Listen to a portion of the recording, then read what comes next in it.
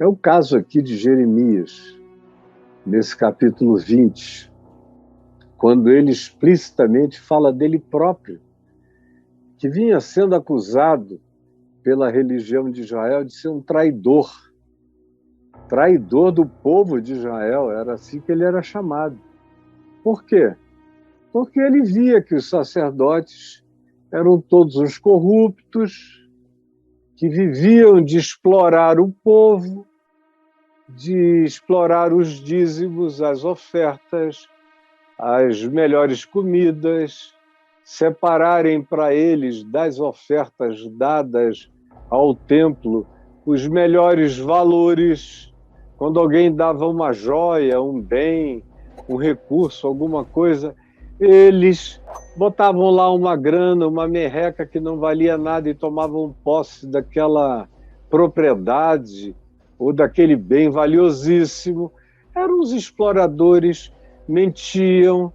E quando Jeremias começou a dizer, olha, o rei Nabucodonosor está chegando, não vai ter blá, blá, blá, blá, não vai ter papinho. A diplomacia de vocês não vai dar em nada. Ele vai cercar, vai sitiar, vocês vão passar fome, vai ter gente aqui comendo até os filhos, cozinhando os filhos para comer num panelão, como aconteceu não só no cerco de Nabucodonosor, mas de vários outros cercos, em várias cidades da terra, inclusive em Jerusalém, como aconteceu no ano 70, quando o general Tito cercou e a fome foi tomando conta do lugar. Depois de algum tempo, eles estavam cozinhando os seus filhos para comerem na panelada de filhos.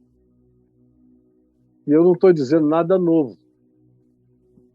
Só é novo para quem nem a Bíblia lê, e muito menos a história universal, porque essa é uma situação que foi recorrente na história humana. Então, Jeremias dizendo, vai ficar horrível. E eles diziam que nada, você não sabe de nada, cala a boca. Nós temos os nossos profetas. Eles garantem que o sucesso está garantido. Eles vêm aqui e falam o que nós queremos ouvir. E nós queremos ouvir isso porque essa é a boa palavra de Deus para nós.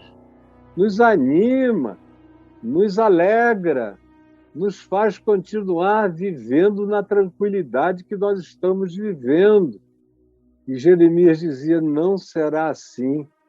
Os profetas de vocês são comprados, são corruptos, são mentirosos, são interesseiros, se aproximam do poder para meter a mão nos privilégios e nas granas, como é hoje, como sempre foi, nunca deixou de ser e nunca deixará de ser. O poder político sempre se alimenta de falsos profetas, do princípio ao fim do mundo. É o que diz o Apocalipse no capítulo 12, no capítulo 13, e é o que diz o jornal de hoje, é o que diz o que acontece entre nós, é o que diz o que acontece no mundo inteiro, só não enxerga quem quer, quem não quer. E Jeremias foi sendo exilado, foi posto em ostracismo, perseguido, atolado na lama dias e dias, se encheu de frieira, de fungo no corpo, quase morre de fraqueza, e naquela lama até o talo. Depois foi tirado de lá e teve que se refugiar no deserto, por um grupo de pessoinhas que levavam comida a ele, numa solidão danada. Ele que disse, quando Deus o chamou, ele disse, eu não tenho estrutura para isso, eu sou um cara melancólico, eu sou um sujeito que tem um espírito sem muita euforia, eu não sou eufórico, eu não sou um homem de gargalhadas, eu não sei contar piada, Eu não sou um sujeito empolgante. Ao contrário, eu sou sensível demais. Em mim tudo dói. E na minha natureza escreve mais poesias de lamento do que poemas de amor romântico, porque a minha alma tem um nervo exposto. Eu sofro de uma hipersensibilidade, além do que eu me considero completamente imaturo para essa tarefa. Eu sou como uma criança quando eu me comparo com os profetas que tu já escolheste, homens rijos, fortes, veementes, intensos, inabaláveis, e eu estou aqui. Eu sou o mais fraco de todos os que tu já chamaste. E o Senhor disse, mas eu vou te dar força, eu vou te preparar, eu vou te fazer um ser humano resistente. Tu vais aguentar e tu vais profetizar a minha palavra. E ele começou. E logo de cara, a profecia que ele trouxe era de uma dureza danada. O que ele tinha de melancolia, ele tinha de causticidade. Era até poética a profecia, mas era cáustica. E ele vai falando de como só tinha sacerdote puto em Israel, com prostitutas, adúlteros e adúlteras. Eles eram como garanhões relinchando, querendo comer a égua do próximo. Está lá, valendo. Capítulos 2, capítulo 3, capítulo 5 é uma barbaridade. Dali para frente é só paulada, é ai, ai, ai, é batendo, é batendo, é batendo. E aí ele começa a experimentar todo o ódio que vai se acumulando contra ele. Quem quer, como disse Paulo, escrevendo a Timóteo, servir a Jesus, viver justa e piedosamente em Cristo Jesus, será sempre perseguido.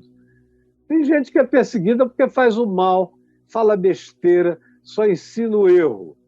Aí algum remanescentezinho fiel profetiza contra o erro deles. E aí eles, ai meu Deus, estou sendo perseguido. Que nada!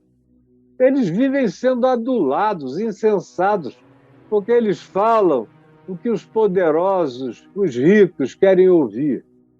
Mas quando há um profeta falando a palavra, aí a maioria se dói, se zanga, proíbe os outros de ouvirem-no, dizem que quem ouve aquela pessoa vai para o inferno, está ouvindo blasfêmia. Eu sei o que é isso nos últimos 25 anos. Nos primeiros 25 anos da minha vida, eu não era um falso profeta.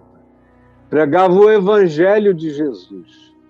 Mas eu, na maioria das vezes, evangelizava a Boa Nova e pregava a palavra profética para os pastores, em encontros de pastores. Mas na televisão eu só pregava aquilo que convertia pessoas a Cristo. E no fim eu dizia, procure a igreja evangélica mais próxima da sua casa. Então, mesmo descendo o pau na pastorada, nos eventos para pastores, eles ficavam numa alegria, porque todo domingo chegavam 5, 8, 9, 10 pessoas na igreja do cara dizendo, eu vim aqui porque o reverendo Caio me falou para vir.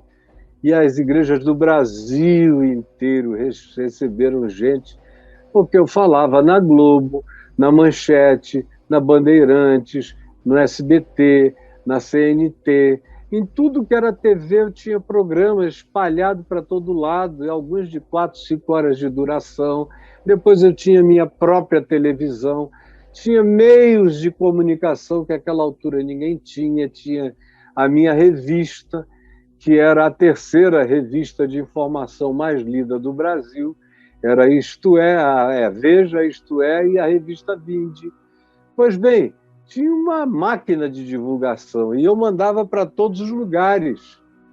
Mas quando eu comecei a bater geral, porque a coisa tinha ficado um horror, não eram só os pastores que cometiam perversidades, mas o povo começou a aprender e a praticar a maldade e a naturalizar o pecado, a ironia, o sarcasmo, a indiferença. Começaram a viver de fantasias e a abdicarem da verdade, como diz Paulo em Romanos, capítulo 1, verso 16, trocaram a verdade pela mentira. Quando isso foi ficando assim, e eu fui falando a palavra profética para todo mundo, aí eu fui sentindo, muito antes de me divorciar. E o divórcio que mais fez mal foi quando eu me divorciei da igreja, instituição evangélica. E anunciei para todo mundo que para ser evangélico eu tinha que me afastar da igreja evangélica, a fim de parecer com o evangelho, porque ali dentro eu acabava ficando com a cara daquela coisa que não tinha nada a ver com o evangelho de Jesus, conforme se demonstra todos os dias, e até os cegos veem, menos os que determinam cegueira de escolha, cegueira seletiva e surdez seletiva, para não verem e não ouvirem a verdade.